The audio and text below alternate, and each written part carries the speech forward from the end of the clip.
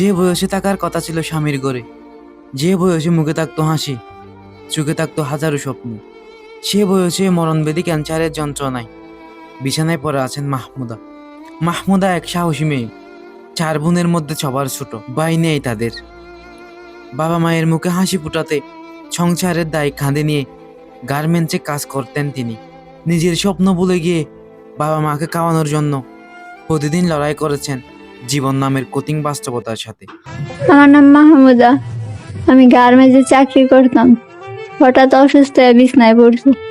তারপর জানতে পারি আমার ক্যান্সার হয়েছে। তা যা জমানো টাকা ছিল চিকিৎসা করছি, তারপরও হয় নাই। টাকার অনেক দরকার। 20 লাখের মতন কইছে বাইরে চিকিৎসা করতে। দেশবাসী, আপনাদের কাছে অনেক অনুরোধ, আমার কিছু টাকা দিয়ে সাহায্য করেন। আমি বাঁচতে চাই। আমার কিছু টাকা দিয়ে সাহায্য করলে আমার চিকিৎসাটা হইবে।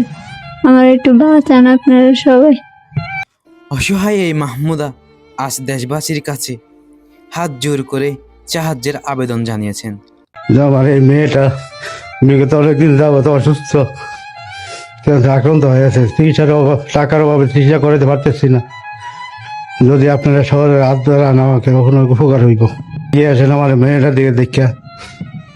আমার মেয়ে, আমরা কত মেয়ে এরম আছে। একটা সাহায্যের হাত, একটা মানবিক সহযোগিতায় পারে মাহমুদাকে ফিরিয়ে দিতে জীবনের আলো। আপনার সামান্য সহযোগিতায় হতে পারে মাহমুদার নতুন জীবনের আশার আলো।